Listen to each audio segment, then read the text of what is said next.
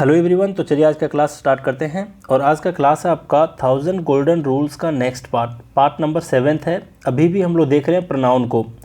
Pronoun के अंदर एक टॉपिक आता है रिफ्लेक्सिव प्रोनाउन, है ना। देख लो एक बार खुद से कि रिफ्लेक्सिव प्रोनाउन कहते किसको हैं। तो जिसमें सेल्फ करके जो लगा रहता है ना लास्ट में, उसको ही कहते हैं। मतलब इस वाले टॉपिक को आज हम लोग देखने वाले हैं, रिफ्लेक्सिव प्रोनाउन को। कई बार यही सारे वर्ड्स को कहा जाता है एम्फेटिक प्रोनाउन कहा जाता है और रिफ्लेक्सिव प्रोनाउन कहा जाता है। दोनों सेम चीज़ें, किस संदर्भ में सेम है, क्या इन दोनों में डिफरेंस है, इसके यूजेस में क्या डिफरेंस है, ये मैं बहुत अच्छे तरीके से आपको समझा दूंगा। कई लोग ऐसा मानते हैं कि ये काफ़ी डिफ़िकल्ट टॉपिक है, हालांकि वैसा कुछ भी नहीं है। मैं इतने आसान तरीके से आपको समझा दूंगा कि आपको लगेगा यार ये टॉपिक इतना आसान था। क्योंकि अगर आप किसी बुक को रेफ़र करते हो तो ये तो मैं गारंटी से कह सकता हूँ कि आप किसी बुक से नहीं समझ पाओगे, ठीक है।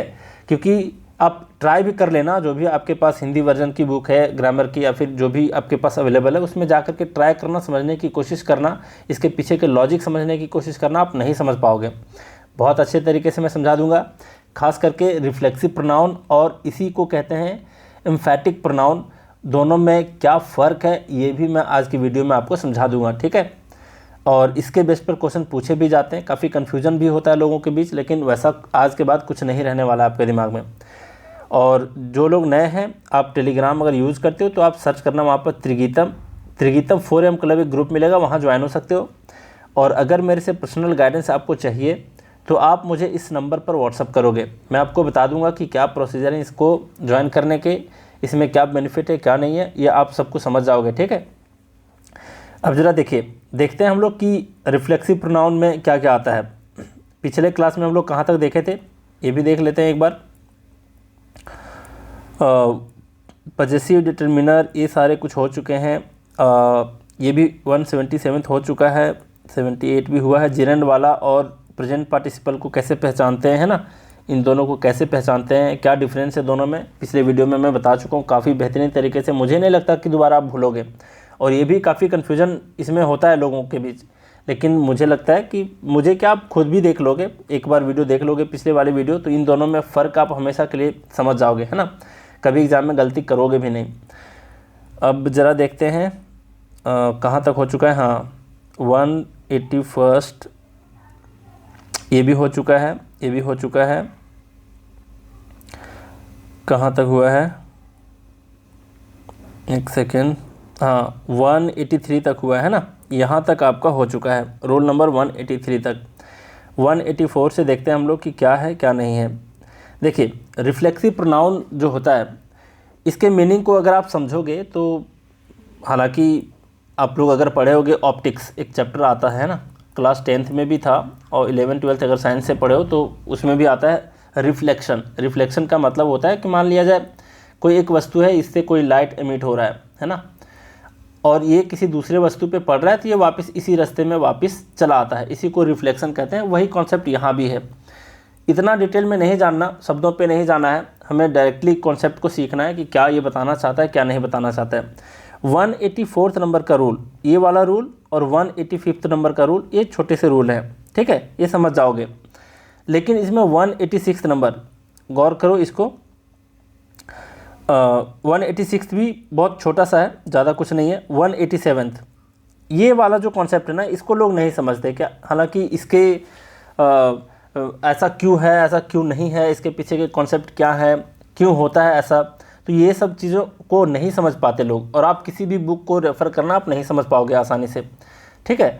तो इसमें मेजर कॉन्सेप्ट जो है यही वाला है, रूल नंबर 187 वाला। अब ज़रा हम लोग बात करते हैं स्टार्टिंग से, देखते हैं क्या है। 184 नंबर का रूल क्या कह रहा है, देखते हैं। ये कह रहा है कि जिस वाक्य में रिफ्लेक्सिव प्रोनाउन का इस्तेमाल होगा, उस वाक्य का वर्ब एक्टिव में होगा, पैसिव में नहीं। तो इस चीज़ को भी आपको ध्यान रखना है कि रिफ्लेक्सिव प्रोनाउन का यूज़ जहाँ भी हुआ है वो सेंटेंस आपका एक्टिव में होना चाहिए। अगर वो पैसिव में है तो गलत है। कैसे, देख लेते हैं। यहाँ पर एग्जाम्पल में क्या है, he introduced himself to the group. अब यहाँ पर देखो हिमसेल्फ है ना, हिमसेल्फ जो है ये क्या है, रिफ्लेक्सिव प्रोनाउन है। अब ये वाला सेंटेंस आपका एक्टिव में है, सेंटेंस एक्टिव में नहीं, मेरा कहने का मतलब है कि वो वर्ब एक्टिव में होना चाहिए, है ना। तो ज़रा देखिए, ये ही इंट्रोड्यूस्ड है, इंट्रोड्यूस्ड जो है यहाँ पर ये एक्टिव में है ना कि पैसिव में, और वॉज लगा हुआ है, इंट्रोड्यूस्ड है मतलब वॉज प्लस वर्ब का थर्ड फॉर्म है, तो ये आपका पैसिव में है। अगर ये पैसिव में है ये वर्ब, इसके साथ अगर आप रिफ्लेक्सिव प्रोनाउन का इस्तेमाल करते हो तो ये क्या है आपका, बिल्कुल गलत है, ठीक है। तो ये एक छोटा सा कॉन्सेप्ट था यहाँ, इसको आप ध्यान में रख लेना कि जब भी किसी सेंटेंस में रिफ्लेक्सिव प्रोनाउन का इस्तेमाल हुआ है तो वो एक्टिव में होना चाहिए। उस सेंटेंस का जो वर्ब है जिसके लिए रिफ्लेक्सिव प्रोनाउन इस्तेमाल हुआ है वो वर्ब आपका एक्टिव में होना चाहिए। जैसे यहाँ पर इंट्रोड्यूस्ड जो है ये आपका एक्टिव में है क्योंकि इसके बाद जो इस्तेमाल हुआ है रिफ्लेक्सिव प्रोनाउन का इस्तेमाल हुआ है। क्लियर। अब आगे बढ़ते हैं, छोटा सा कॉन्सेप्ट है, उसमें ज़्यादा फोकस आपको वैसे भी नहीं करना, बस सीखते चले जाओ, देखते चले जाओ। जो चीज़ को आप नहीं समझ पाते उसको मल्टीपल टाइम रिवाइज करके देखा करो, सब कुछ समझ में आ जाएगा, ठीक है। और मैं बैठा क्यों हूँ, मैं आप मुझे व्हाट्सएप पे भी मैसेज कर सकते हो, जो भी नहीं समझ में आए मैं क्लियर कर दूंगा उसको भी, कॉल पे, है ना, कॉल पे, या फिर मुझे अलग से वीडियो बनानी पड़े, सब कुछ समझा दूंगा, आपको टेंशन नहीं लेना है। देखते हैं 185 रूल नंबर क्या कह रहा है। ये कह रहा है कि यदि किसी सेंटेंस के वर्ब का सब्जेक्ट तथा ऑब्जेक्ट एक ही व्यक्ति या वस्तु, द सेम पर्सन और थिंग हो, तो वर्ब के ऑब्जेक्ट के रूप में रिफ्लेक्सिव प्रोनाउन का इस्तेमाल करते हैं। ये देखो बहुत बड़ी बात कही गई है यहाँ पर, है ना। इसी से रिलेटेड हम लोग 187 नंबर रूल में देखेंगे। अभी सीधा सीधा इसको देखते हैं कि बताना क्या चाह रहा है। यहाँ पर ये बताना चाह रहा है, यहाँ पर ये कह रहा है कि किसी सेंटेंस का वर्ब, अब फर्स्ट सेंटेंस को पढ़ो, इसमें वर्ब क्या है, कट है ना। इसका जो सब्जेक्ट है, सब्जेक्ट क्या है, ही है, और इसका ऑब्जेक्ट क्या है, ऑब्जेक्ट यहाँ पर हिमसेल्फ है। तो दोनों अगर सेम व्यक्ति रहे, दोनों अगर सेम व्यक्ति हो, ठीक है, तो उस वर्ब के ऑब्जेक्ट के रूप में जो काम मतलब यहाँ पर जो इस्तेमाल होगा ऑब्जेक्ट के रूप में, ये रिफ्लेक्सिव प्रोनाउन का इस्तेमाल यहाँ पर होगा। जैसे क्या कहने का मतलब है, ध्यान से समझो। ही है, ठीक है, ही ने कट किया, किसको कट किया, उसने खुद को कट किया। तो ये दोनों व्यक्ति अगर सेम व्यक्ति हैं तो ये जो ऑब्जेक्ट की तरह काम किया है यहाँ पर, इस वर्ब का ऑब्जेक्ट, ध्यान देना, मैं स्टार्टिंग में प्रोनाउन के स्टार्टिंग में या फिर नाउन वाले चैप्टर में ही बता चुका हूँ कि सब्जेक्ट ऑब्जेक्ट को कैसे पहचानना है ना। इसका कॉन्सेप्ट मैं पहले दे चुका हूँ, उस टाइम भी आपको बताया था कि हर वर्ब का ऑब्जेक्ट होता है। चलिए सर, फिर बताया था कि प्रीपोजिशन का भी अपना ऑब्जेक्ट होता है ना, ऐसा भी बताया था। तो इसमें कंफ्यूज मत करना, अगर मैं डायरेक्टली यूज़ कर लूँ कि इस वर्ब का ये ऑब्जेक्ट है, इस प्रीपोजिशन का यहाँ पर ये ऑब्जेक्ट है, तो कंफ्यूज मत करना आप, ठीक है। अब ज़रा देखो, तो यहाँ पर यही कह रहा है कि इस कट का यहाँ पर जो ऑब्जेक्ट है ये हिमसेल्फ है। क्यों? क्योंकि ये दोनों सेम व्यक्ति हैं, और अगर इस तरीके से ये दोनों सेम व्यक्ति हैं, मतलब ये सब्जेक्ट भी और ये ऑब्जेक्ट भी, इस वर्ब का सब्जेक्ट भी और इस वर्ब का ऑब्जेक्ट भी सेम पर्सन को रेफ़र कर रहा है, तो यहाँ पर जो ऑब्जेक्ट की तरह यूज हुआ है वो क्या यूज होगा, रिफ्लेक्सिव प्रोनाउन। क्लियर है यहाँ तक। जैसे नेक्स्ट में बोला है मोहन किल्ड हिमसेल्फ। अब इस वर्ब का जो सब्जेक्ट है ये मोहन है और ऑब्जेक्ट है हिमसेल्फ है। यहाँ अगर हम योर सेल्फ लिख देते तो गलत हो जाता। क्यों गलत हो जाता? क्योंकि यहाँ पर रेफ़र कर रहा है मोहन के बारे में ही, मतलब सब्जेक्ट भी मोहन ही है और ऑब्जेक्ट भी मोहन ही है, मोहन के बारे में ही है। तो ऑब्जेक्ट अगर इसी सब्जेक्ट से मतलब सेम व्यक्ति अगर हो तो यहाँ पर ऑब्जेक्ट जो काम करेगा ये आपका किस तरीके से इस्तेमाल होगा, रिफ्लेक्सिव प्रोनाउन का इस्तेमाल होगा वहाँ पर। क्लियर? ये भी बहुत बड़ा नहीं था। अब आप कहोगे सर चलिए सब्जेक्ट और ऑब्जेक्ट अगर सेम रहा तो यहाँ पर ऑब्जेक्ट जो इस्तेमाल होगा ये रिफ्लेक्सिव प्रोनाउन की तरह यूज होगा, लेकिन अगर सब्जेक्ट और ऑब्जेक्ट दोनों डिफरेंट पर्सन रहे तब क्या करते हैं? अब ज़रा आगे वाला रूल हम लोग देखते हैं इसी के बेस्ट पर। यहाँ पर क्या बोला है कि यदि किसी सेंटेंस के वर्ब का सब्जेक्ट, ठीक है, तथा ऑब्जेक्ट दो अलग अलग चीज़ हो तो क्या करते हैं, रिफ्लेक्सिव प्रोनाउंस का इस्तेमाल नहीं होता, जबकि ऑब्जेक्टिव केस के प्रोनाउन का इस्तेमाल होता है ऑब्जेक्ट के रूप में। समझ रहे बात को? मतलब सब्जेक्ट अलग पर्सन हो, ऑब्जेक्ट अलग पर्सन हो, तो यहाँ पर जो इस्तेमाल होगा ऑब्जेक्ट की तरह, ये यहाँ पर रिफ्लेक्सिव प्रोनाउन का इस्तेमाल नहीं होगा, यहाँ पर ऑब्जेक्टिव प्रोनाउन का इस्तेमाल होगा। और ऑब्जेक्टिव प्रोनाउन तो पहले आप देख चुके हो, मी, है ना, अस, ये सारे क्या होते हैं, ऑब्जेक्टिव प्रोनाउन होता है। आई का मी, वी का अस, है ना। तो ये सारी चीज़ों को हम लोग देख चुके हैं पहले भी। अब ज़रा देखते हैं, देखो यहाँ पर ये गलत क्यों है, फर्स्ट वाला गलत क्यों है, क्योंकि यहाँ पर आई नो योर सेल्फ, ये ऐसा कहोगे तो ये बिल्कुल गलत है कि मैं तुम्हें जानता हूँ, है ना। तो दो अलग अलग व्यक्ति हैं, एक मैं जानता हूँ मतलब सब्जेक्ट अलग है, किसको, तुम्हें जानता हूँ, तो तुम्हें जानता हूँ मतलब ये दोनों अलग व्यक्ति हैं, दोनों अलग व्यक्ति हैं, तो यहाँ पर रिफ्लेक्सिव प्रोनाउन का इस्तेमाल ऑब्जेक्ट में नहीं होगा। ऑब्जेक्ट में आपको किसको इस्तेमाल करना पड़ेगा, ऑब्जेक्टिव प्रोनाउन का इस्तेमाल करना पड़ेगा। क्लियर। तो ऑब्जेक्टिव प्रोनाउन में क्या करोगे, यू का यू ही होता है, तो यहाँ लिखना पड़ेगा आई नो यू, ना कि योर सेल्फ। ठीक है, योर सेल्फ कब इस्तेमाल होता है, जब यहाँ भी यू रहता मतलब सेम पर्सन रहता, या फिर यहाँ पर आई है तो यहाँ पर माई सेल्फ होता, आई नो माई सेल्फ, ऐसा हम लोग कहते भी हैं कि मैं खुद को जानता हूँ, है ना। तो क्लियर यहाँ धीरे धीरे, बहुत छोटा कॉन्सेप्ट है, बहुत भारी भरकम ये नहीं है। जैसे देखो आई नो योर सेल्फ के जगह पर होगा आई नो यू, ये बिल्कुल सही है। आई नो माई सेल्फ ऐसा भी लिख सकते हैं, क्यों, क्योंकि यहाँ दोनों सेम पर्सन को रेफ़र किया जा रहा है, मेरे बारे में ही बताया जा रहा है, तो मैं खुद को जानता हूँ, तो यहाँ पर क्या लिखोगे, माई सेल्फ का इस्तेमाल करोगे, क्योंकि दोनों सेम पर्सन है। अगर यहाँ अलग पर्सन को रेफ़र कर रहा है तो यहाँ पर रिफ्लेक्सिव प्रोनाउन का इस्तेमाल ना हो करके ऑब्जेक्टिव प्रोनाउन का इस्तेमाल होगा, जैसे यहाँ पर यू का ऑब्जेक्टिव यू ही होता है ना। अब देखो यहाँ आप ऐसे नहीं कह सकते यू लाइक माई सेल्फ, मतलब दो व्यक्ति हैं, एक यू है एक माई है, मतलब मुझे और एक तुम, है ना, दो अलग अलग व्यक्ति को रेफ़र कर रहा है, तो यहाँ पर अलग अलग व्यक्ति है, तो ऑब्जेक्ट के जगह पर यहाँ पर आप रिफ्लेक्सिव प्रोनाउन का इस्तेमाल नहीं कर सकते। क्लियर। तो क्या करना पड़ेगा, ऑब्जेक्टिव केस का इस्तेमाल करना पड़ेगा, जैसे यू लाइक मी लिखना पड़ेगा, है ना, माई सेल्फ को हटा करके आपको मी का इस्तेमाल करना पड़ेगा। क्लियर, क्योंकि ये दोनों अलग अलग व्यक्ति हैं। फिर है ही often invites you and my self. अब ज़रा देखो यहाँ पर तीनों अलग अलग व्यक्ति हैं, ही है, यू है, माई सेल्फ है, इस तरीके से है।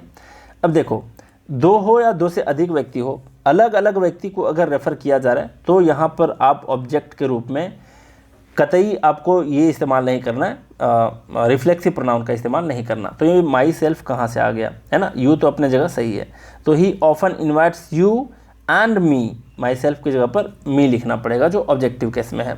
क्लियर। और फर्स्ट में जो टेबल दे रखा हूँ, जो अभी दिखाया था स्टार्टिंग करने से पहले, ये वीडियो स्टार्ट होने से पहले, उस टेबल को भी आपको ध्यान में बिल्कुल रखना है कि ऑब्जेक्टिव केस का कौन है ना, सब्जेक्टिव केस का कौन है, तो ये सारी चीज़ को आपको ध्यान रखना है। क्लियर।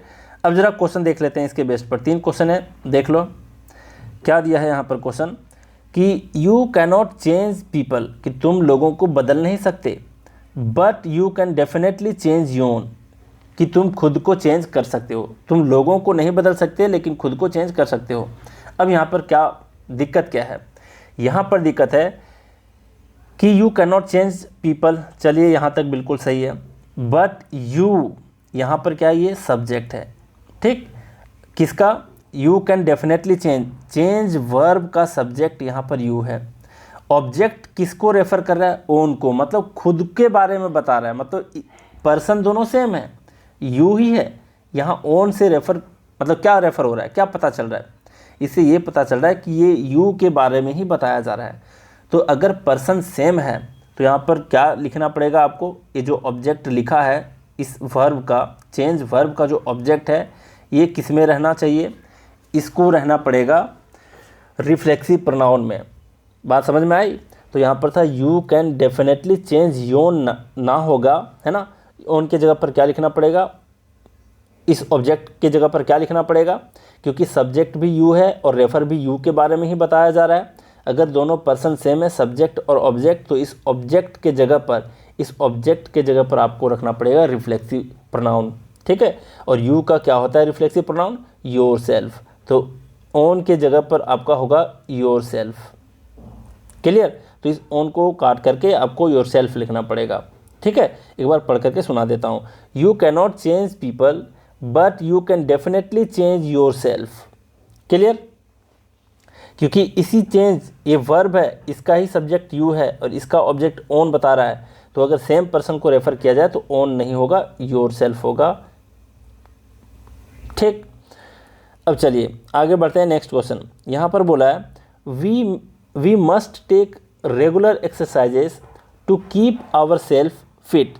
अब यहाँ पर क्या बोला है, यहाँ पर बोला है कि we must take regular exercises. Take exercise यहाँ पर क्या है, टेक रेगुलर एक्सरसाइज यहाँ पर क्या है, वर्ब है।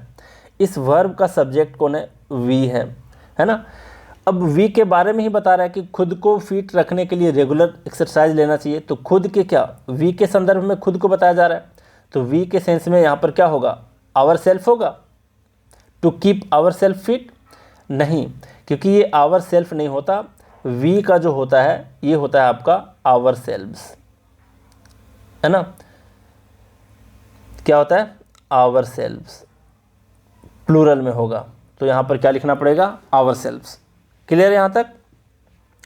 चलिए, यू रहता है यहाँ पर तो योर सेल्फ हो जाता, या फिर योर सेल्फ, क्योंकि यू का दोनों होता है, सिंगुलर होता है योर सेल्फ और प्लूरल होता है योर सेल्व्स। ठीक है, ये प्लूरल होता है और सिंगुलर होता है योर सेल्फ। इसी तरीके से वी का प्लूरल होता है आवर सेल्फ्स, ना कि आवर सेल्फ। तो यहाँ पर एरर था डी नंबर पार्ट में। कैसे लिखेंगे इसको, we must take regular exercises to keep our selfs fit. ठीक है, तो टेक रेगुलर एक्सरसाइज वर्ब है, इसका सब्जेक्ट वी है, और इसी वी को रेफर कर रहा था कि खुद को फिट रखने के लिए, वी के संदर्भ में। मतलब दोनों पर्सन सेम है, यहाँ पर दोनों पर्सन सेम है, तो यहाँ पर ऑब्जेक्ट की तरह जो काम आएगा ये आएगा आपका रिफ्लेक्सिव प्रोनाउन, है ना। और आवर सेल्फ भी आपका रिफ्लेक्सिव प्रोनाउन है, लेकिन वी के लिए आपको यहाँ पर यूज़ करना पड़ेगा आवर सेल्फ्स प्लूरल फॉर्म में। नेक्स्ट देखते हैं, नेक्स्ट आपका क्या है क्वेश्चन। यहाँ बोला है the poor man poisoned him and his own children. यहाँ पर बोला है कि जो गरीब आदमी था वो पॉइजन मतलब जहर दे दिया। तो वर्ब आपका ये हो गया, द पुअर मैन आपका सब्जेक्ट हो गया, है ना। हिम मतलब खुद को क्या किया उसने, खुद को जहर दे दिया और अपने बच्चों को भी दे दिया। तो ऑब्जेक्ट यहाँ पर क्या है, इस पॉइजन वाला आपका हिम भी है ऑब्जेक्ट, और आपका हिज ओन चिल्ड्रन भी है ना। अब यहाँ पर समस्या क्या है कि यहाँ पर हिम क्या इस्तेमाल हुआ है इस मैन के लिए, तो ये वाला ऑब्जेक्ट जो है ये आपका गलत हो जाएगा। क्यों, क्योंकि अगर सेम पर्सन हो, इस वर्ब का सब्जेक्ट भी सेम हो और ऑब्जेक्ट भी सेम हो, तो ऑब्जेक्ट को आपको किस में रखना पड़ेगा, ऑब्जेक्ट को आपको रिफ्लेक्सिव प्रोनाउन के रूप में रखना पड़ेगा। तो यहाँ पर हिम ना हो करके इस द पुअर मैन के लिए हिमसेल्फ होगा। क्लियर, हिमसेल्फ होगा। बस ये छोटे से कॉन्सेप्ट थे, बहुत भारी भरकम तो था नहीं। ठीक है, अब ज़रा बात करते हैं। देखो, अब मेजर कॉन्सेप्ट जो है ये 187 नंबर, एक बार मैं रिपीट कर देता हूँ इसको। यहाँ पर क्या बोला था 184 में कि जिस वाक्य में रिफ्लेक्सिव का इस्तेमाल होता है, मतलब रिफ्लेक्सिव प्रोनाउन का इस्तेमाल होता है, उसका वर्ब जो है वो एक्टिव में होगा, जैसे यहाँ पर है, और यहाँ पर पैसिव में है तो इसके साथ इस्तेमाल हो गया है रिफ्लेक्सिव का, जो कि गलत है। ठीक, नेक्स्ट है आपका, यहाँ पर बोला है कि यदि किसी सेंटेंस के वर्ब का सब्जेक्ट और ऑब्जेक्ट अगर एक ही व्यक्ति को रेफर कर रहा हो, तो वहाँ जो ऑब्जेक्ट का इस्तेमाल होगा वो रिफ्लेक्सिव प्रोनाउन में इस्तेमाल होगा। जैसे ये ही को ही रेफर कर रहा था तो हिमसेल्फ आपका करेक्ट था। मोहन के लिए क्या इस्तेमाल होगा, हिमसेल्फ, जो कि बिल्कुल ही करेक्ट है ना। किसी थर्ड पर्सन सिंगुलर नंबर के लिए आपका हिमसेल्फ का इस्तेमाल करते हैं, हरसेल्फ का। ठीक है, अब ज़रा बात करते हैं आगे। नेक्स्ट बोला है कि यदि किसी सेंटेंस के वर्ब का सब्जेक्ट और ऑब्जेक्ट दो अलग अलग व्यक्ति हों तो रिफ्लेक्सिव प्रोनाउन का इस्तेमाल नहीं होता है वहाँ पर ऑब्जेक्ट के रूप में आपको ऑब्जेक्टिव प्रोनाउन का इस्तेमाल करना पड़ेगा। इसको भी देख चुके हैं और यहाँ पर 3 क्वेश्चन को जिक्र कर लिए। ठीक है, अब ज़रा बात करते हैं। देखो, यहाँ पर लोग क्या नहीं समझ पाते ये मैं बताता हूँ।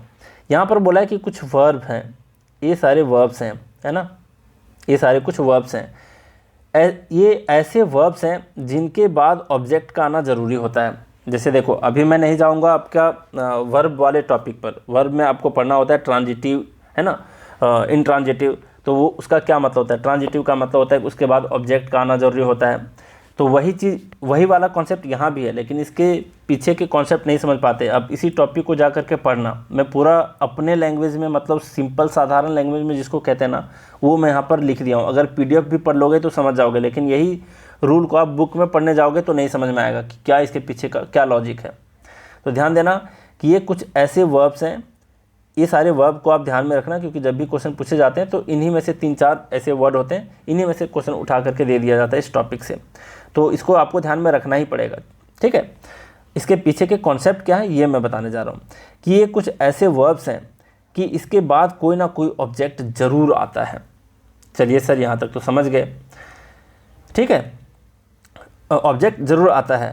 अदरवाइज मतलब अगर नहीं आए, इसके बाद ये सारे वर्ब्स के बाद अगर आप ऑब्जेक्ट को नहीं देखते हो तो क्या होगा, वो सेंटेंस का मीनिंग अधूरा रह जाता है।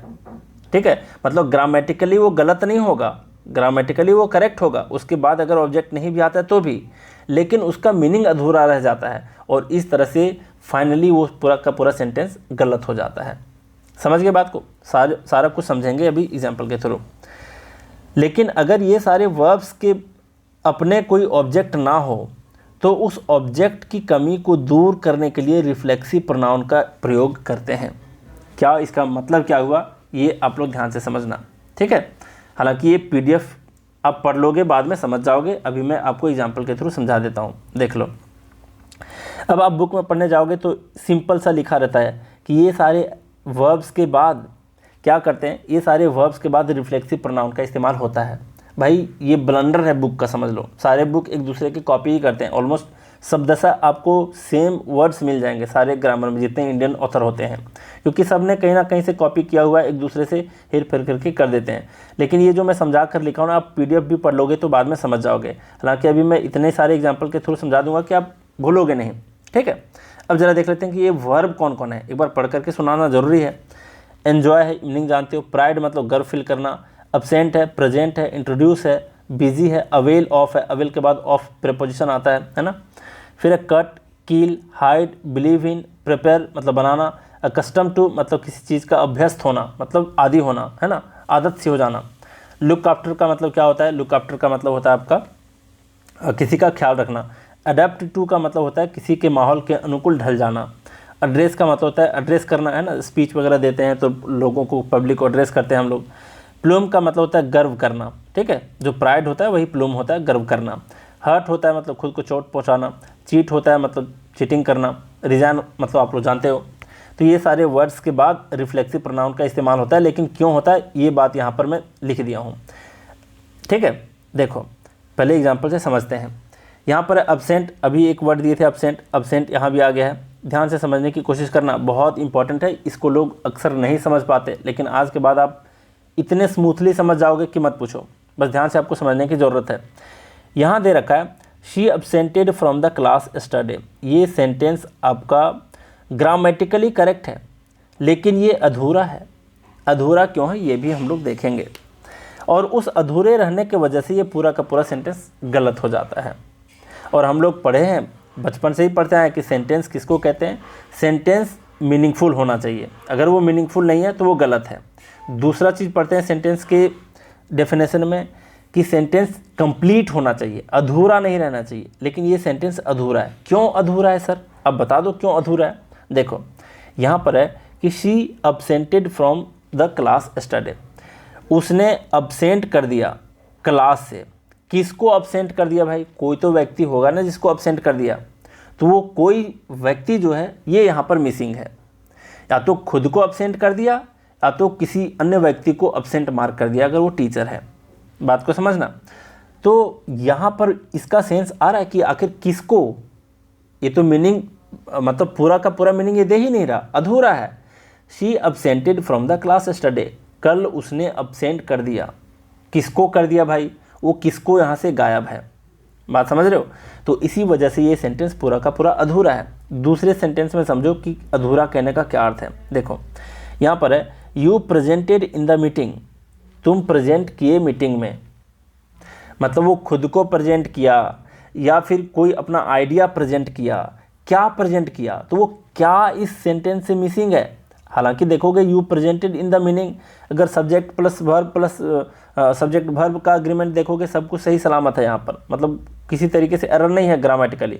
लेकिन ये सेंटेंस अधूरा है और उस अधूरे रहने की वजह से यहाँ पर एरर है, गलत है, ठीक है। क्योंकि यहाँ पर उस क्या का आंसर होना ज़रूरी है, तभी ये कंप्लीट सेंटेंस हो पाएगा, मीनिंगफुल हो पाएगा। तो you presented in the meeting, क्या प्रेजेंट किया मीटिंग में, खुद को प्रेजेंट किया, कोई आइडिया किया, कोई प्लान किया, है ना, क्या प्रेजेंट किया। तो वो क्या यहाँ पर मिसिंग था, इसलिए ये सेंटेंस गलत है। चलिए आगे देखिए। यहाँ पर है कि he introduced to the DM, उसने इंट्रोड्यूस किया डीएम को। भाई डीएम साहब को क्या इंट्रोड्यूस किया, किससे परिचित कराया या फिर क्या परिचित कराया, तो वो किससे और क्या जो है ये यहाँ पर गलत है। बात समझ रहे हो, मतलब ऑब्जेक्ट गलत है, मतलब ऑब्जेक्ट यहाँ पर मिसिंग है। ये तीनों सेंटेंस जो अभी बताया मैंने आपको, ये तीनों जगह में ऑब्जेक्ट आपका मिसिंग है। सब्जेक्ट शी है लेकिन ऑब्जेक्ट आपका इस अब्सेंट वर्ब का जो ऑब्जेक्ट होना चाहिए वो मिसिंग है। प्रेजेंट का यहाँ पर सब्जेक्ट तो था लेकिन ऑब्जेक्ट यहाँ पर मिसिंग है, क्योंकि उस ऑब्जेक्ट को यहाँ पर नहीं लिखोगे तो ये सेंटेंस अपने आप में अधूरा है। ठीक है, हालांकि स्पोकन इंग्लिश में कुछ भी हम लोग बोल देते हैं धड़ल्ले से, लेकिन ग्रामर का एक अपना रूल होता है, एक तरीका होता है। चलिए देखते हैं। फिर है कि ही इंट्रोड्यूस टू द डीएम, क्या इंट्रोड्यूस किया, ये भी मिसिंग है, इसलिए ये सेंटेंस गलत हो गया।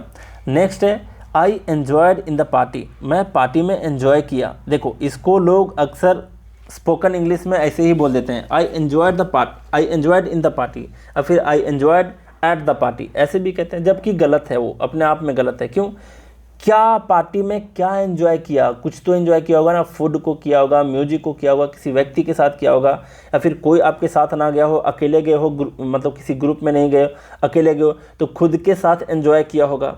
बात को समझ रहे हो, तो वो जो खुद के साथ क्या, किसके साथ एंजॉय किया, क्या एंजॉय किया, तो ये क्या किसके साथ है ना, ये यहाँ पर मिसिंग है, इसलिए ये सेंटेंस आपका गलत हो जाता है। अब ध्यान देने वाली बात ये है कि यहाँ रिफ्लेक्सिव प्रोनाउन का इस्तेमाल होता है। मतलब अभी बताया आपको एंजॉय ऐसा शब्द है,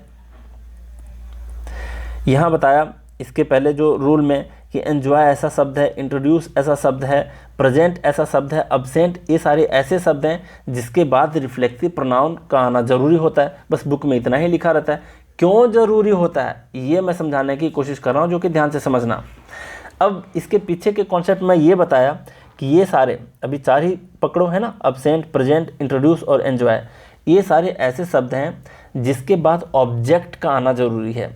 क्यों ऑब्जेक्ट का आना जरूरी है ये तो मैं बता दिया, क्योंकि ऑब्जेक्ट नहीं दोगे तो ये सेंटेंस का मीनिंग अधूरा रह जाएगा, है ना। वो क्या मिसिंग है यहाँ पर, वो ऑब्जेक्ट मिसिंग है यहाँ पर, तो ऑब्जेक्ट का आना जरूरी होता है। क्यों जरूरी होता है बता दिया, ठीक है, क्योंकि वो अधूरा मीनिंग को दे देगा अगर ऑब्जेक्ट को नहीं लिखोगे। अब दूसरा केस आता है इसमें रिफ्लेक्सिव प्रोनाउन के सेंस में कि अगर कोई भी सेंटेंस, मतलब कोई भी ऑब्जेक्ट ये सारे शब्द के बाद ना रहे तो आपके पास उपाय क्या बचता है। तो पूछो ग्रामर को, ग्रामर के बुक से पूछो, इस रूल से पूछो कि क्या उपाय है, क्योंकि हम लोग तो इस बारे में जानते नहीं कि आखिर वो क्या इंट्रोड्यूस किया, उसने क्या प्रेजेंट किया मीटिंग में, उसने क्या एंजॉय किया। तो वो जो क्या ऑब्जेक्ट है वो जो अगर मिसिंग है तो ये तो हम लोग श्योर नहीं है कि क्या अब्सेंट था भाई वहाँ पर, क्या प्रेजेंट था, है ना, क्या प्रेजेंट किया, किसको इंट्रोड्यूस किया, क्या एंजॉय किया। तो अगर इसके बारे में हम लोग श्योर नहीं हैं तो उस केस में क्या किया जाता है कि उस वर्ब का जो भी सब्जेक्ट होता है उसका ही रिफ्लेक्सिव प्रोनाउन हम लोग इस्तेमाल कर लेते हैं एज ए ऑब्जेक्ट। समझ रहे हो, एज एन ऑब्जेक्ट वहाँ पर हम क्या करते हैं, उसका इस्तेमाल कर लेते हैं, उसके सब्जेक्ट का ही रिफ्लेक्सिव प्रोनाउन को। बात समझ में आई। तो यहाँ पर एक कंक्लूजन क्या निकाल सकते हैं कि ऑब्जेक्ट की कमी को दूर करने के लिए, किसी वर्ब के ऑब्जेक्ट की कमी को दूर करने के लिए अगर ऑब्जेक्ट ना दिया रहे तो उसकी कमी को दूर करने के लिए हम रिफ्लेक्सिव प्रोनाउन का इस्तेमाल करते हैं। क्लियर यहाँ तक? फिर से दोहरा देता हूँ, आसानी से फिर से समझो। ये सारे शब्द को आप ध्यान में रखना। ये सारे में एंजॉय, प्राइड, ये सारे ऐसे शब्द हैं ना जिसके बेस पर क्वेश्चन पूछे जा चुके हैं। तो इसको 1-2 बार बोल बोल करके पढ़ लेना और फिर अपने स्टडी चेयर पे, टेबल पे चिपका लेना, दीवार पे कहीं चिपका लेना, है ना, कि इसके बाद रिफ्लेक्सिव प्रोनाउन का इस्तेमाल होता है। ज़रूरी नहीं है, यही बात तो है कि बुक में क्लियर नहीं किया है। इसके बाद कोई भी ऑब्जेक्ट आ सकता है। अगर कोई ऑब्जेक्ट नहीं है, अगर कोई ऑब्जेक्ट नहीं है तो उस ऑब्जेक्ट की कमी को दूर करने के लिए हम ये सारे वर्ब का जो सब्जेक्ट होता है उस सब्जेक्ट का हम लोग रिफ्लेक्सिव प्रोनाउन का इस्तेमाल कर लेते हैं एज एन ऑब्जेक्ट। क्लियर है? फिर से रिपीट कर दूं, एग्जाम्पल में फिर से कर देता हूं। यहाँ पर देखो, यहाँ पर था कि she absented from the class yesterday. भाई खुद को अब्सेंट किया कि किसी और व्यक्ति को अब्सेंट कर दिया यस्टरडे, है ना। तो ये चीज़ क्लियर नहीं है, इसलिए ये अधूरा मीनिंग दे दिया। तो यहाँ पर ऑब्जेक्ट का आना ज़रूरी था कि किसको अब्सेंट किया, ठीक, तो वो किसको यहाँ पर क्या है, मिसिंग था, इसलिए ये गलत हो गया। ऑब्जेक्ट का आना ज़रूरी था। ही इंट्रोड्यूस टू द डीएम, क्या इंट्रोड्यूस किया, तो ये क्या यहाँ पर मिसिंग है, यानी कि ऑब्जेक्ट यहाँ पर मिसिंग है। इसी तरीके से क्या एंजॉय किया पार्टी में, खुद को एंजॉय किया, खाना को एंजॉय किया, म्यूजिक को एंजॉय किया, या फिर किसी पर्सन को एंजॉय किया। क्या एंजॉय किया, ये क्या यहाँ पर मिसिंग है, बात समझ में आई। तो इस अगर हम श्योर नहीं है कि किस चीज़ को एंजॉय किया, किस चीज़ को इंट्रोड्यूस किया, किस चीज़ को प्रेजेंट किया, किस चीज़ को अब्सेंट किया, अगर हम श्योर नहीं है कि यहाँ पर ऑब्जेक्ट क्या आना चाहिए, तो उस अनश्योरिटी को हम लोग कंफर्म करने के लिए क्या करते हैं, ये सारे जितने वर्ब हैं, इसका जो सब्जेक्ट है, यहाँ पर शी, यहाँ पर यू, यहाँ पर ही, यहाँ पर आई, तो इसके ही हम लोग रिफ्लेक्सिव प्रोनाउन का इस्तेमाल कर लेते हैं एज एन ऑब्जेक्ट, मतलब उस ऑब्जेक्ट की कमी को दूर करने के लिए, जिसके बारे में हम लोग श्योर नहीं है कि क्या ऑब्जेक्ट हो सकता है। तो यहाँ पर यही सारे सब्जेक्ट का रिफ्लेक्सिव प्रोनाउन को इस्तेमाल कर लेते हैं एज एन ऑब्जेक्ट। क्लियर। अब देखते हैं फिर से एक एक करके। ये क्यों है, she absented from the class study, गलत क्यों है, इसलिए गलत है क्योंकि ये मीनिंग अधूरा है। मीनिंग अधूरा क्यों है, क्योंकि किसको अब्सेंट किया ये श्योर नहीं थे। तो हो सकता है कि कोई टीचर हो, शी है ना, उसने राम को अब्सेंट कर दिया क्लास से, तो यहाँ पर इस अब्सेंट का ऑब्जेक्ट क्या है, यहाँ पर राम है, तो यहाँ पर मीनिंग बिल्कुल सही है और इस तरीके से ये गलत है। अगर यहाँ पर राम नहीं होता, अगर यहाँ पर राम नहीं होता तो हम श्योर नहीं थे कि कौन सा ऑब्जेक्ट था, और इस अनश्योरिटी को हम लोग कंफर्म करने के लिए क्या करते हैं, एक ऑब्जेक्ट को ला करके बिठा देते हैं, और इस ऑब्जेक्ट को हम लोग किसका ऑब्जेक्ट मानेंगे, इस सब्जेक्ट के ही, इस वर्ब का जो सब्जेक्ट है, तो इस सब्जेक्ट का ही हम लोग रिफ्लेक्सिव प्रोनाउन को यहाँ पर बिठा करके एक ऑब्जेक्ट मान लेते हैं, और ये ऑब्जेक्ट मानने ये ऑब्जेक्ट की तरह ही काम करता है। क्लियर। चलिए यहाँ तक तो बिल्कुल क्लियर होगा कि यहाँ पर राम था, इसका सब ऑब्जेक्ट इस अब्सेंट का, तो यहाँ पर सही था। अगर ये राम यहाँ पर नहीं होता, ये सेकंड सेंटेंस लिखा ही नहीं होता, तो क्या करते, यहाँ पर इसी शी का जो रिफ्लेक्सिव प्रोनाउन है हरसेल्फ, उसका इस्तेमाल कर लेते हैं हम क्या, एज एन ऑब्जेक्ट, जो कि यहाँ पर है। क्लियर। यहाँ तक आगे बढ़ते हैं। You presented in the meeting, क्या प्रेजेंट किए भाई, वो क्या मिसिंग है, इसलिए ये सेंटेंस अधूरा है, और ये सेंटेंस अधूरा है तो सेंटेंस के डेफिनेशन के हिसाब से ये गलत है, क्योंकि सेंटेंस का डेफिनेशन कहता है कि सेंटेंस वही है, मतलब ग्रुप ऑफ वर्ड्स है जो बिल्कुल ही मीनिंगफुल होना चाहिए और कंप्लीट होना चाहिए। बात समझ में आई। ये एक तरह से मीनिंगफुल तो है थोड़ा बहुत, लेकिन ये अधूरा है, इनकम्प्लीट है, ठीक, इसलिए गलत है, क्योंकि वो क्या यहाँ पर मिसिंग है। अब यहाँ पर मैंने लिखा है कि you presented a plan in the meeting, कि तुमने मीटिंग में एक प्लान को क्या किया, प्रेजेंट किया, तो ये प्लान जो है यहाँ पर ये ऑब्जेक्ट है इस प्रेजेंट वर्ब का, इस प्रेजेंट वर्ब का ये प्लान जो है ये आपका ऑब्जेक्ट है, तो इसको तो ऑब्जेक्ट मिल गया, इसलिए सेंटेंस करेक्ट है। अगर यहाँ पर ये प्लान नहीं रहता तो हम श्योर नहीं रहते कि उसने क्या प्रेजेंट किया, तो अगर कुछ भी ऑब्जेक्ट की श्योरिटी ना रहे तो उसको कंफर्म करने के लिए हम लोग क्या करते हैं, इस यू का ही हम लोग रिफ्लेक्सिव प्रोनाउन का इस्तेमाल कर लेते हैं ऑब्जेक्ट की तरह। तो यहाँ पर क्या लिखेंगे, you presented yourself in the meeting. Clear. चलिए सर यहाँ तक बिल्कुल क्लियर है। फिर है he introduced to the DM, क्या इंट्रोड्यूस किया, तो वो क्या यहाँ पर मिसिंग है, इसलिए अधूरा है और इसलिए ये गलत है। तो यहाँ पर है कि he introduced Garima to the DM, कि डीएम को एक गरिमा नाम की लड़की है उसको इंट्रोड्यूस किया, उससे परिचित करवाया, है ना, तो यहाँ पर ऑब्जेक्ट आपको गरिमा मिल गया। ऑब्जेक्ट अगर यहाँ पर मिल गया तो ये बिल्कुल ही करेक्ट है। अगर गरिमा नहीं होता तो हम श्योर नहीं हो पाते कि क्या इंट्रोड्यूस किया। अगर श्योर नहीं थे तो हम इसी ही का, मतलब इस इंट्रोड्यूस का जो सब्जेक्ट ही है, इसका ही रिफ्लेक्सिव प्रोनाउन को हम एज एन ऑब्जेक्ट इस्तेमाल कर लेते हैं। ठीक है, इसलिए यहाँ पर रूल में बता दिया जाता है कि ये सारे शब्दों के बाद क्या करना चाहिए, ये सारे शब्दों के बाद हमें एक रिफ्लेक्सिव प्रोनाउन का इस्तेमाल करना चाहिए। तो स्टूडेंट क्या समझ बैठते हैं पता है, स्टूडेंट ये समझ बैठते हैं कि भाई जहाँ भी इंट्रोड्यूस देख लो, जहाँ भी प्रेजेंट देख लो, उसके बाद आपका रिफ्लेक्सिव प्रोनाउन का इस्तेमाल होना ही ज़रूरी है। भाई इसमें तो नहीं है रिफ्लेक्सिव प्रोनाउन, फिर भी ये सही है। क्यों सही है? क्योंकि इस इंट्रोड्यूस का यहाँ पर ऑब्जेक्ट मिल गया था आपको। अगर ये इंट्रोड्यूस नहीं, मतलब एक प्लान जो है ऑब्जेक्ट अगर यहाँ पर मिसिंग रहता तो यहाँ पर ज़रूरी था कि आपको योर सेल्फ लिखना ही लिखना है, क्योंकि ये सेकेंड सेंटेंस को नहीं देते आपके बुक में, सिर्फ ये देते हैं कि चलो ये गलत है, यहाँ पर इंट्रोड्यूस के बाद हिमसेल्फ लगा दो। तो स्टूडेंट मान बैठते हैं कि भाई यहाँ पर हमेशा ही हिमसेल्फ आएगा। नहीं भाई, इस हिमसेल्फ के जगह पर अगर दूसरा कोई ऑब्जेक्ट है, जैसे यहाँ पर गरिमा है, तो भी वो सही है। समझ गए बात को? चलिए अगला देखते हैं। यहाँ पर देखो एन्जॉय के बारे में काफ़ी ज़्यादा डिस्कस कर दिया हूँ। देखो क्या है, I enjoyed in the party, मैंने पार्टी में एंजॉय किया। ये बोलने में मज़ा आता है, सुनने में अच्छा लगता है, क्योंकि फ्लो में लोग बोलते हैं स्पोकन इंग्लिश में, तो स्पोकन के हिसाब से ये करेक्ट मान लेते हैं लोग। और हम इंग्लिश ग्रामर को हिंदी की तरह नहीं पढ़ते कि हिंदी में क्या इसका मीनिंग निकल रहा है। इसका अपना एक रूल है। रूल क्या कह रहा है कि एन्जॉय के बाद आपका एक ऑब्जेक्ट का आना ज़रूरी है। क्योंकि सर द पार्टी तो ऑब्जेक्ट है, द पार्टी तो ऑब्जेक्ट है, फिर सर गलत क्यों हो गया? भाई ये जो द पार्टी है ना, ये एन्जॉय वर्ब का ऑब्जेक्ट नहीं है, ये इन प्रीपोजिशन है, तो ये प्रीपोजिशन का ऑब्जेक्ट है। तो अभी रूल में पढ़े कि ये एन्जॉय शब्द जो है ये इसका ऑब्जेक्ट होना ज़रूरी है। बात समझ में आई? अगर आप समझ गए हो तो एस नो बोला करो, बैठे बैठे जहाँ भी हो अपने जगह पे, है ना। समझे या नहीं समझे? तो देखो फिर से रिपीट कर देता हूँ। कहोगे sir I enjoyed in the party, कहोगे सर द पार्टी भी तो ऑब्जेक्ट है, लेकिन ये पार्टी जो है द पार्टी, ये एन्जॉय वर्ब का ऑब्जेक्ट नहीं है, ये इन प्रीपोजिशन का है। मैं पहले भी बता चुका हूँ कि प्रीपोजिशन और वर्ब के अपने अपने क्या होते हैं, ऑब्जेक्ट होते हैं। तो इन का यहाँ पर द पार्टी जो है ये इन प्रीपोजिशन का क्या है, ऑब्जेक्ट है। तो इस एन्जॉय का यहाँ पर ऑब्जेक्ट मिसिंग है, इसलिए ये सेंटेंस अधूरा है। अब अगला पढ़ो, अगला पढ़ोगे मिलेगा I enjoyed in the party at my college. अब यहाँ पर दो ऑब्जेक्ट हैं, माई कॉलेज, द पार्टी, लेकिन इस एन्जॉय का नहीं है ये ऑब्जेक्ट, ये इन प्रीपोजिशन का है और ये एट प्रीपोजिशन का ऑब्जेक्ट है।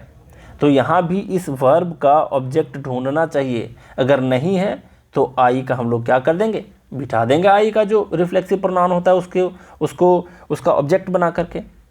क्लियर कॉन्सेप्ट यहाँ तक? अब देखो नेक्स्ट है आई एन्जॉयड द पार्टी, ये बिल्कुल करेक्ट है। कहोगे सर कैसे करेक्ट है?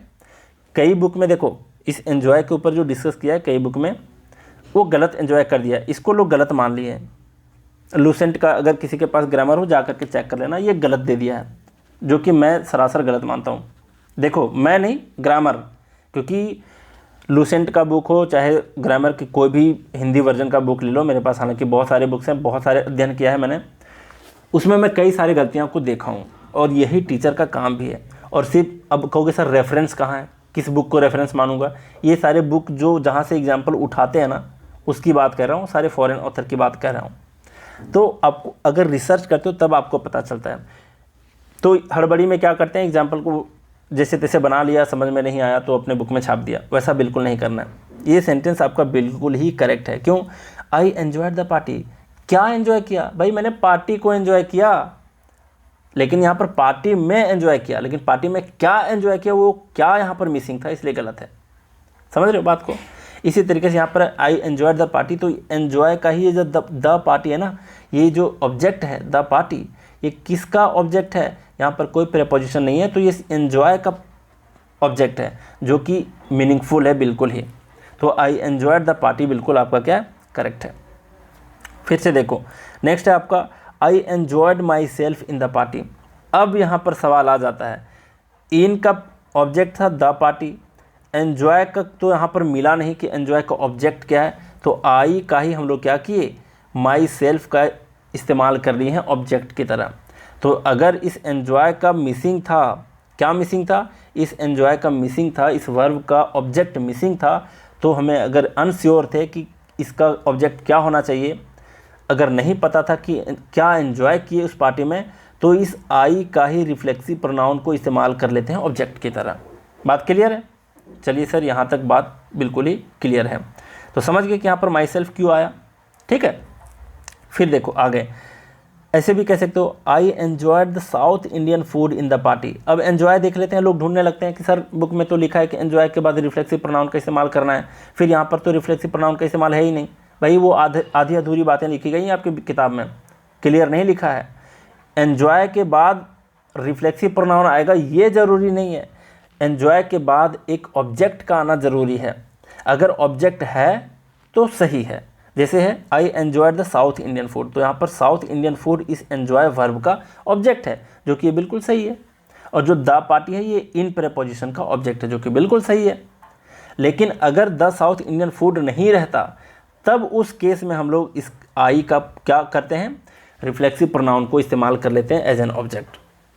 ठीक है, तो ये भी सेंटेंस आपका बिल्कुल सही था, क्योंकि एन्जॉय वर्ब का आपका ऑब्जेक्ट क्या है, द साउथ इंडियन फूड, और इन का है प्रेपोजिशन का है, और द पार्टी ऑब्जेक्ट। क्लियर।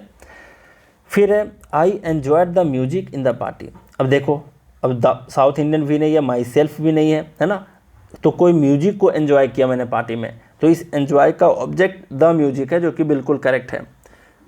ठीक है, अगर द म्यूजिक नहीं रहता तो हम लोग आई के जगह पर, मतलब यहाँ पर ऑब्जेक्ट की तरह किसका इस्तेमाल किए हैं, माई सेल्फ को। किस लिए, क्योंकि आई का माई सेल्फ ही होता है रिफ्लेक्सिव प्रोनाउन। तो ये आपका क्लियर है। तो मुझे पूरा उम्मीद है कि आप लोग समझ गए कि आखिर इन सारे वर्ड के बाद हम क्यों इस्तेमाल करते हैं रिफ्लेक्सिव प्रोनाउन का। अगर रिफ्लेक्सिव प्रोनाउन का इस्तेमाल नहीं हुआ है तो क्या वो गलत है? बिल्कुल गलत नहीं है। क्यों? क्योंकि अगर उसके जगह पर दूसरा ऑब्जेक्ट भी आया है तो भी करेक्ट है।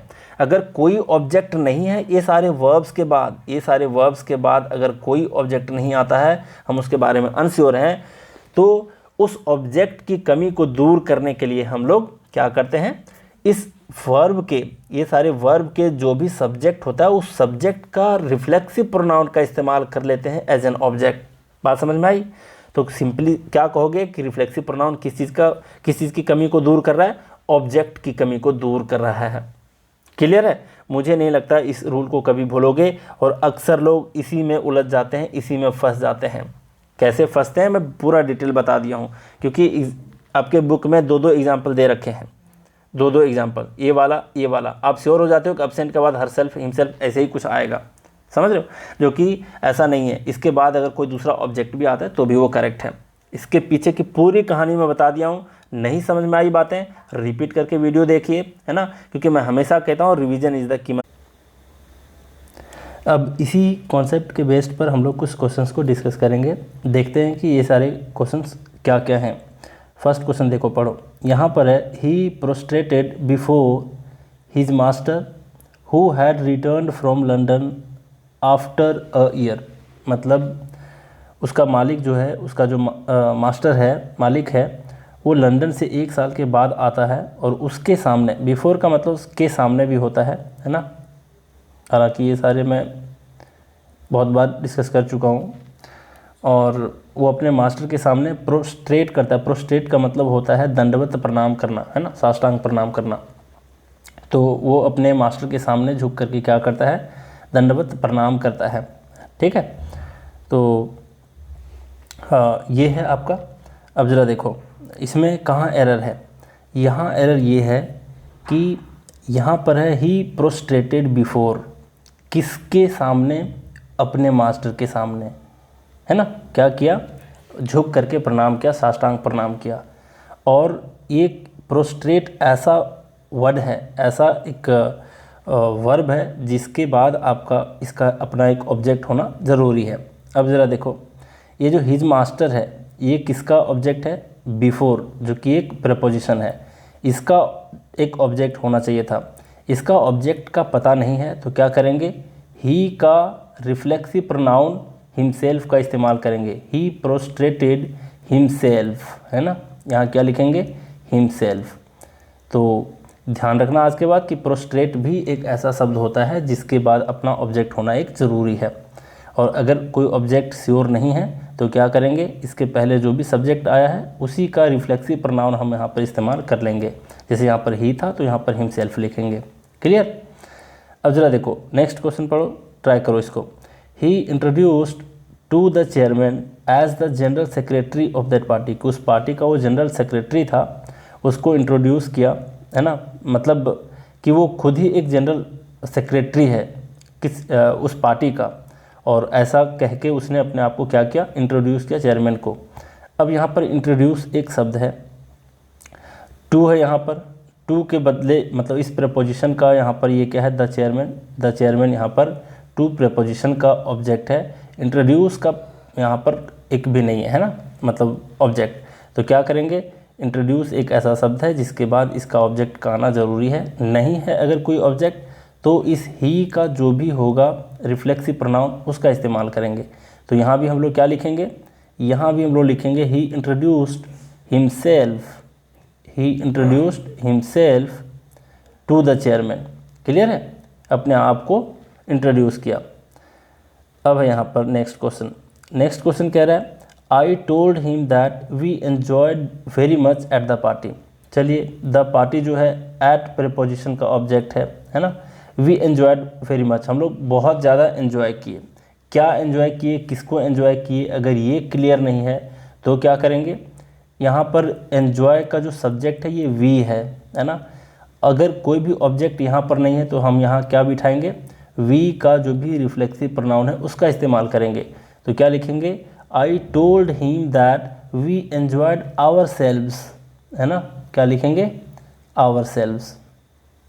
ठीक है, तो यहाँ होगा I told that we enjoyed ourselves very much at the party. Clear है, समझ गए बात को। नेक्स्ट यहाँ पर कि last summer he went to his uncles village, वो अपने अंकल के गांव जाता है, लास्ट समर में गया है ना, वेंट मतलब गया। And he enjoyed very much, उसने बहुत ही ज़्यादा एंजॉय किया।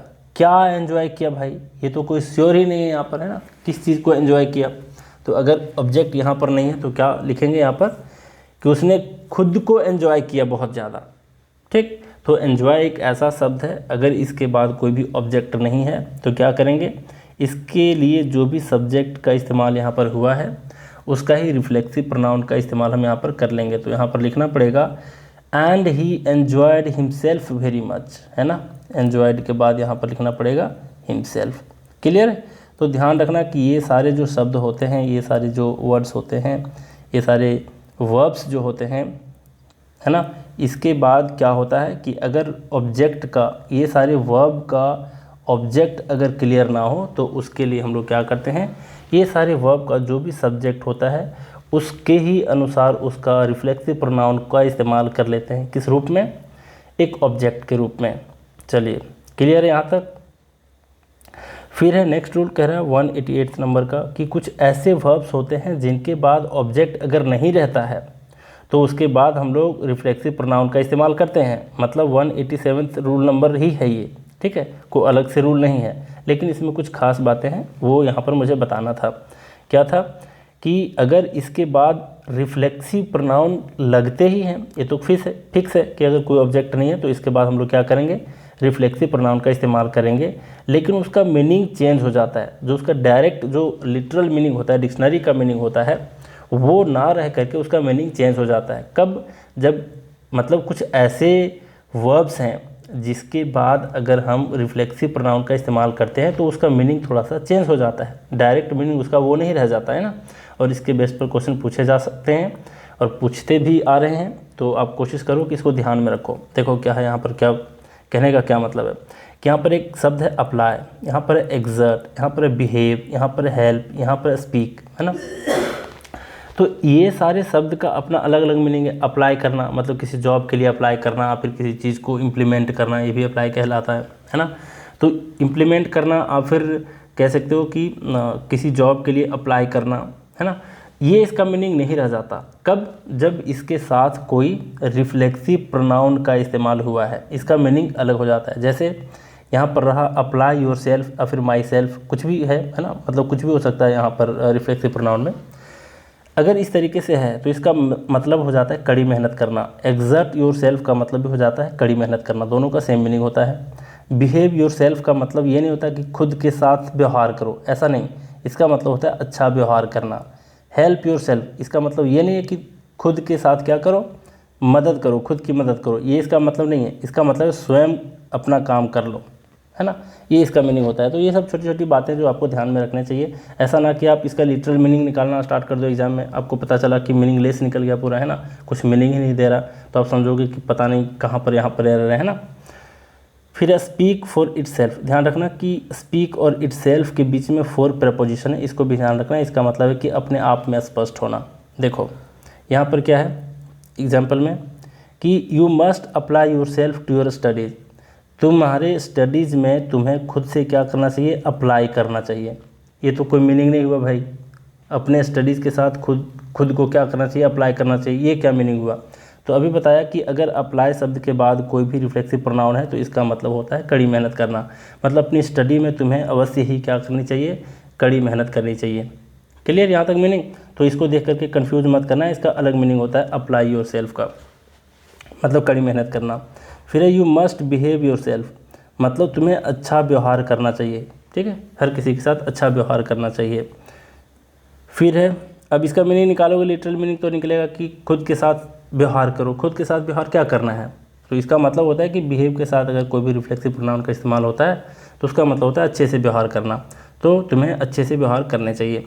फिर help yourself to another drink, मतलब दूसरे ड्रिंक लेने में तुम्हें खुद को मदद करनी चाहिए। इसका मतलब ये नहीं है, इसका मतलब है कि तुम्हें दूसरा जो ड्रिंक है वो स्वयं ले लेना चाहिए जा करके, है ना। मतलब पार्टी में गए हो और दारू शारू पी रहे हो तो कहते हो भाई एक गिलास कि अगला गिलास तुम्हें खुद से ले लेना चाहिए, हेल्प योर सेल्फ, ये इसका मतलब होता है। नेक्स्ट है आपका कि he doesn't have to exert himself on my behalf, मतलब मेरे बदले में, ऑन माई बिहाफ का मतलब होता है मेरे बदले में, कि उसको मेरे बदले में बहुत ज़्यादा कड़ी मेहनत नहीं करनी चाहिए, है ना। और फिर ही डजंट हैव टू, मतलब उसको नहीं करना है, हैव टू का मतलब करना है ना। तो उसको मेरे बदले में बहुत कड़ी मेहनत नहीं करना है, ये इसका मतलब है। तो एग्जर्ट हिमसेल्फ का मतलब होता है कड़ी मेहनत करना, समझ गए। एग्जर्ट का मीनिंग ही यहाँ अलग होता है, लेकिन अगर इसके बाद रिफ्लेक्सिव प्रोनाउन है तो इसका मतलब हो जाता है कड़ी मेहनत करना। तो ये कॉन्सेप्ट आप समझ गए। अब देखो इसके बेस पर क्वेश्चन क्या पूछा है। यहाँ पर पूछा है कि I need not offer any explanation regarding this incident, मतलब इस इंसिडेंट से रिगार्डिंग हमें कोई भी एक्सप्लेनेशन देने की ज़रूरत नहीं है। My behaviour is speaking itself, कि मेरा बिहेवियर ही खुद में बोलता है, तो इसका बोलने के सेंस में है। लेकिन अभी मैंने बताया कि यहाँ पर होना चाहिए स्पीक फॉर इटसेल्फ, है ना, स्पीक फॉर इटसेल्फ, कि मेरा बिहेवियर ही अपने आप में स्पष्ट है। ठीक है, मुझे इसके लिए अलग से एक्सप्लेनेशन देने की आवश्यकता नहीं है, ये इसका मीनिंग है। तो देखो यहाँ पर क्या होगा, माई बिहेवियर इज स्पीकिंग नहीं होगा, यहाँ पर इज को भी ख़त्म करो और यहाँ पर लिखो स्पीक्स फॉर, है ना। यहाँ क्या लिखोगे, स्पीक्स फॉर इटसेल्फ, देख रहे हो। तो अगर यहाँ पर हम लिखते हैं कि my behaviour speaks for itself, तो इसका मतलब हो जाता है कि मेरा बिहेवियर ही एक अपने आप में स्पष्ट है, तो मुझे इस इंसिडेंट से रिगार्डिंग कोई एक्स्ट्रा एक्सप्लेनेशन देने की आवश्यकता बिल्कुल नहीं है। समझ गए बात को। तो इन छोटी छोटी बातों पर आपको ध्यान देना चाहिए। नेक्स्ट रूल क्या करें, देख लो 189 नंबर। यहाँ पर बोल रहा है कि रिफ्लेक्सिव प्रोनाउंस सेंटेंस का प्रयोग, रिफ्लेक्सिव प्रोनाउन सेंटेंस का प्रयोग सब्जेक्ट के रूप में नहीं होता। यहाँ पर कुछ छूटा हुआ है कि रिफ्लेक्सिव प्रोनाउन का, है ना, रिफ्लेक्सिव प्रोनाउन का सेंटेंस में प्रयोग ऐसा कुछ होगा, सेंटेंस में प्रयोग सब्जेक्ट के रूप में नहीं होता। अब देखो ध्यान दो, कहने का मतलब है कि हम डायरेक्टली किसी भी रिफ्लेक्सिव प्रोनाउन का इस्तेमाल हम सब्जेक्ट के रूप में नहीं कहते हैं। जैसे अक्सर लोगों को आपने कहते हुए सुना होगा स्पोकन इंग्लिश वगैरह में या फिर इंटरव्यू वगैरह में कि my self is mister MS Kumar. भाई ऐसे नहीं बोला जाता। माई सेल्फ को आप सब्जेक्ट के रूप में लिख ही नहीं सकते, ये ग्रामर का रूल ही नहीं है, ये बिल्कुल गलत हो जाएगा। हालांकि स्पोकन में कुछ भी बोल डालते हैं लोग, ठीक है। तो अगर आप खुद को इंट्रोड्यूस करना हो तो आप ऐसे बोलो I am mister MS Kumar, या फिर my name is MS Kumar, ऐसे बोलो। इस तरीके से इंट्रोड्यूस करो अपने आप को। लेकिन माई सेल्फ को ही रख दोगे सब्जेक्ट के जगह पर तो ये गलत हो जाएगा। क्लियर यहाँ तक। अब देखो यहाँ पर बोला Himanshu and yourself are friends, ये बिल्कुल गलत है। क्यों? क्योंकि यहाँ दो लोग सब्जेक्ट हैं, है ना, हिमांशु और यू मतलब तुम। तो यहाँ पर आपको योर सेल्फ को नहीं रखना पड़ेगा सब्जेक्ट में, यहाँ पर यू को लिखना पड़ेगा। क्लियर है। तो यहाँ पर होगा Himanshu and you are friends. ठीक है। तो इस तरीके से आपको ध्यान देना है कि सब्जेक्ट में किसी भी एंगल से आपको वहाँ पर नहीं रखना है, किसको, रिफ्लेक्सिव प्रोनाउन को। चलिए यहाँ तक क्लियर है। अब यहाँ पर देख लो 190 नंबर में क्या कह रहा है। यहाँ कह रहा है कि रिफ्लेक्सिव प्रोनाउंस के साथ एपस्ट्रॉफी एस का प्रयोग नहीं होता, लेकिन पॉजेसिव एडजेक्टिव प्लस ओन का प्रयोग होता है। देखो समझो इसका मतलब, यहाँ पर बोल रहा है ही सोल्ड हिमसेल्फ कार, ये बिल्कुल गलत है क्योंकि किसी भी रिफ्लेक्सिव प्रोनाउन के साथ एपोस्ट्रोफी एस का इस्तेमाल नहीं करेंगे। इसको अगर लिखना हो, ये क्या कहने का क्या कोशिश ये क्या कर रहा है यहाँ, ये कोशिश कर रहा है ये कहने का कि उसने अपने कार को बेच डाला, है ना। तो अपने के सेंस में हिमसेल्फ के साथ एपोस्ट्रोफी नहीं लगाना है, अपने के साथ ओन लगाओ, है ना। तो ही सोल्ड हिज ओन कार, वो अपना खुद का कार बेच डाला, ठीक है। I have painted my self room, मतलब मैंने अपने रूम को खुद से पेंट किया, ये कहने की कोशिश है। अपने आपके रूम के बारे में कह रहा है, मतलब खुद के रूम के। तो यहाँ ऐसे आपको नहीं लिखना है, किसी भी रिफ्लेक्सिव प्रोनाउन के साथ एपोस्ट्रोफी एस का इस्तेमाल नहीं करना है। क्या लिखना पड़ेगा, I have painted my own room, मैंने अपना रूम पेंट किया है ना, मतलब मैंने खुद का रूम पेंट किया है, ये है। अब ज़रा बात करते हैं, देखो तो इन छोटे छोटे बातों को आपको ध्यान में रखना था। अब देखो इसमें कन्फ्यूजन होता है कि बाई प्लस रिफ्लेक्सिव प्रोनाउन का अर्थ जो होता है ये होता है अलोन और फिर विदाउट हेल्प। इसका मीनिंग समझ लेना, क्योंकि लोग इसका लिटरल मीनिंग निकालते हैं, वहाँ मीनिंग गलत हो जाता है। जैसे कि इसको पढ़ो, यहाँ पर दिया he likes to spend time by himself, मतलब वह खुद के द्वारा टाइम स्पेंड करना पसंद करता है। खुद के द्वारा, भाई ऐसा मीनिंग थोड़े होता है। अब मतलब इसका मीनिंग ही गलत हो गया एक तरह से, है ना। अगर इस तरीके से निकालोगे कि खुद के द्वारा टाइम स्पेंड करना पसंद करता है, ये गलत है, ये नहीं है इसका मीनिंग। इसका मीनिंग आपको समझना पड़ेगा कि बाय प्लस रिफ्लेक्सिव प्रोनाउन जहाँ भी है इसका मतलब होता है अलोन, मतलब अकेले, विदाउट हेल्प मतलब किसी अन्य व्यक्ति के सहारे के बिना, है ना। तो इसका क्या मीनिंग निकलेगा कि वह अकेला ही टाइम बिताना पसंद करता है, ये इसका मीनिंग है। फिर देखो यहाँ पर है she can do all the work by her self, मतलब वह अकेले ही सारा काम कर सकती है ना, या फिर बिना किसी दूसरे के हेल्प के वो अपना सारा काम कर सकती है। बात समझ रहे हो। तो जब भी आपको यहाँ पर दिख जाए बाय प्लस रिफ्लेक्सिव प्रोनाउन, तो इसका मतलब के द्वारा नहीं होता, यहाँ पर मतलब होता है अलोन या फिर विदाउट हेल्प। जैसे कि यहाँ पर देखो, यहाँ देखोगे कि ही वॉचेस टेलीविज़न बाय हिमसेल्फ, वह खुद के द्वारा टीवी देखता है। ये ऐसा तो मीनिंग नहीं होता ना, इसका मीनिंग क्या होता है कि वह अकेला ही टीवी देखता है। बात समझ में आई। He is watching television by himself का मतलब हो गया कि वह अकेला ही टीवी देख रहा है। बात समझ गए। तो अकेले के सेंस में होता है इसका meaning bye plus reflexive pronoun, ठीक है। तो इतना आपको समझना है कि जब भी बाय प्लस रिफ्लेक्सिव प्रोनाउन हो गया तो उसका अर्थ होता है अलोन और फिर विदाउट हेल्प।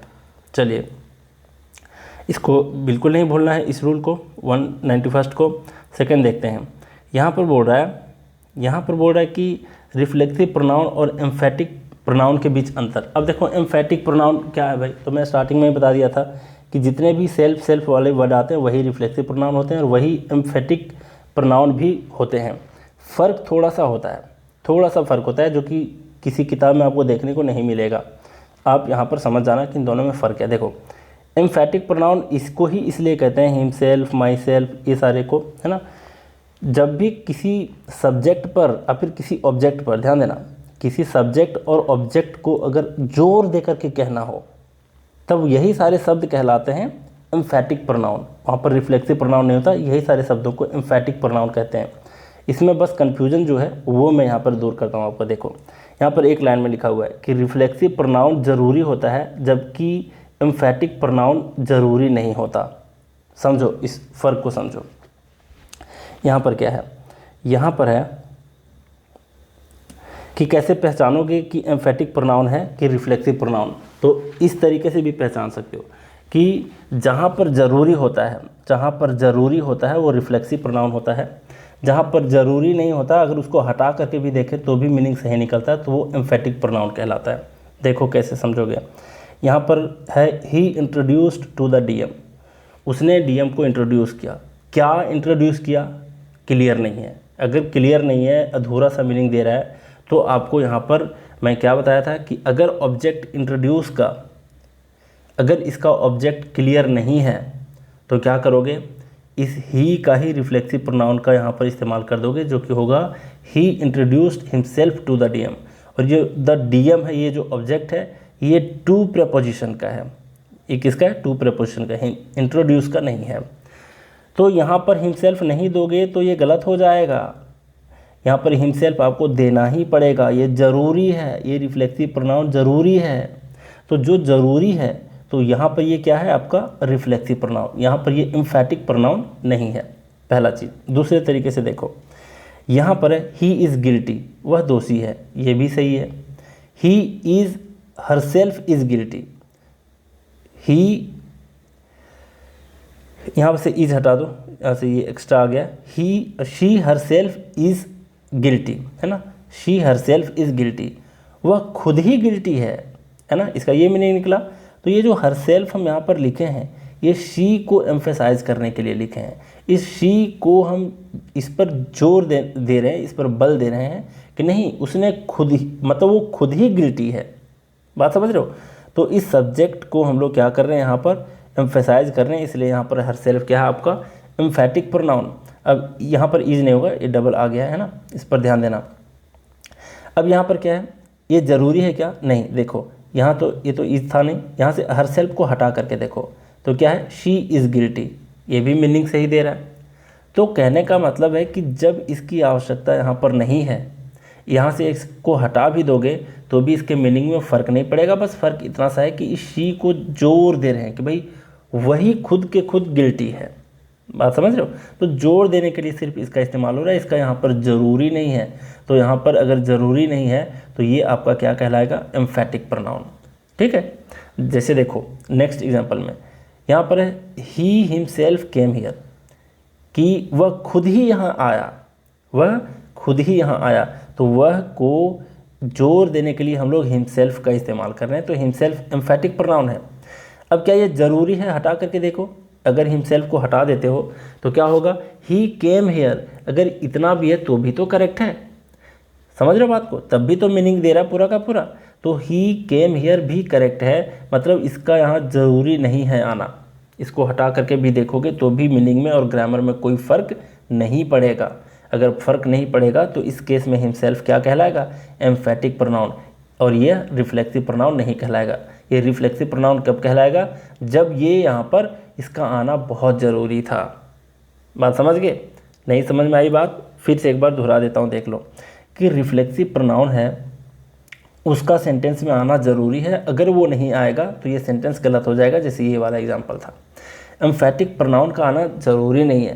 जैसे यहाँ से हरसेल्फ को अगर आप उड़ा देते हो, यहाँ से हिमसेल्फ को अगर यहाँ पर उड़ा देते हो तो सी इज़ गिल्टी होगा, ही केम हियर होगा, जो कि पूरा का पूरा मीनिंग सही दे रहा है ना। तो इस एम्फैटिक प्रोनाउन जो है ये ज़रूरी नहीं होता, बस जोर देने के लिए, किसी सब्जेक्ट और किसी ऑब्जेक्ट पर जोर लगाने के लिए उसका इस्तेमाल करते हैं। इसका मतलब क्या होता है, वो खुद ही, है ना, वह स्वयं ही, ये इसका मीनिंग होता है। ठीक है, खुद ही या फिर स्वयं ही। देखो फिर यहाँ पर क्या बोल रहा है नेक्स्ट रूल, ये लास्ट रूल है ना इसमें, इस टॉपिक से। देखो एम्फैटिक प्रोनाउन का प्रयोग जो होता है वो सब्जेक्ट और ऑब्जेक्ट दोनों पर जोर देने के लिए होता है। क्लियर है? जैसे कि यहाँ पर मैं बोलूँ आई सॉ हर, मैंने उसे देखा, तो ये पूरा का पूरा मीनिंग सही है ना। किसको देखा? हर को, मतलब इस सॉ का यहाँ पर एक ऑब्जेक्ट है जो कि करेक्ट है। अब जरा देखो यहाँ पर है I saw her my self, मतलब क्या कह रहा है, कह रहा है कि मैंने उसको खुद देखा। तो यहाँ पर जो माई सेल्फ है ये किसको जोर दे रहा है, कि मैंने खुद से देखा उसको। तो इस मैंने को जोर लगा करके कह रहा है इस सेंटेंस में।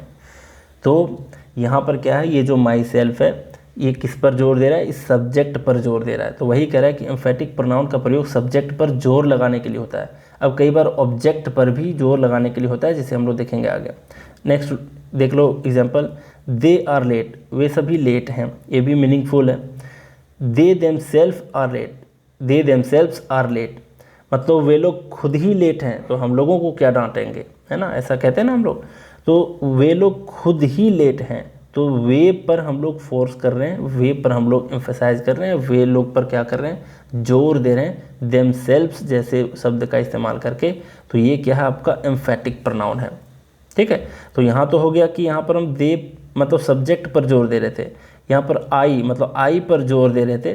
तो माई सेल्फ और देमसेल्व्स जो यहाँ पर इस्तेमाल हुआ है वो एम्फैटिक प्रोनाउन की तरह इस्तेमाल हुआ है, जो कि सब्जेक्ट पर जोर दे रहा है। अब हम लोग ऑब्जेक्ट पर देखेंगे। देखो क्या देख रहे हैं कि I saw the prime minister, ये बिल्कुल ही मीनिंग करेक्ट है ना। सॉ का यहाँ पर क्या है, ये प्राइम मिनिस्टर ऑब्जेक्ट है। चलिए अब मैं अगर कहना चाहूँ कि मैंने खुद ही प्राइम मिनिस्टर को देखा, खुद से, भाई तुम्हारी आंखों से नहीं देखा, मैंने खुद की आंखों से देखा है ना। तो इस सब्जेक्ट पर जोर डालने के लिए हम लोग क्या कर रहे हैं, माई सेल्फ का इस्तेमाल कर रहे हैं। ध्यान देना, इसको दूसरे तरीके से ऐसे भी लिख सकते हैं, आई माई सेल्फ, है ना, I myself so the prime minister, so the prime minister, ऐसे भी लिख सकते हैं। मतलब आई के जस्ट बाद माई सेल्फ का इस्तेमाल कर सकते हैं, या फिर सेंटेंस के लास्ट में भी, या फिर कहीं भी इसका लोकेशन हो सकता है, ऐसा ज़रूरी नहीं। कई सारे बुक में ऐसा भी आपको देखने को मिल जाएगा कि इस जो क्या कहते हैं सब्जेक्ट के जस्ट बाद इस्तेमाल करते हैं हम इसका एम्फेटिक प्रोनाउन का, या फिर वर्ब से जस्ट पहले इस्तेमाल करते हैं, तो ऐसा मत समझ लेना, है ना। इसका इस्तेमाल कहीं भी हो सकता है। तो ये जो आई का इस्तेमाल हुआ है, अब ज़रा देखो माई सेल्फ को यहाँ से हटा के देखो तो मीनिंग में गलती होता है कहीं? बिल्कुल गलत नहीं है, एक ग्रामेटिकली भी करेक्ट है, अपने आप में कंप्लीट मीनिंग भी दे रहा है ना। तो इस तरीके से जान जाते हैं कि यहाँ पर जो माई सेल्फ है ये रिफ्लेक्सिव प्रोनाउन नहीं है, यहाँ पर माई सेल्फ क्या है, एम्फेटिक प्रोनाउन है। क्लियर यहाँ तक?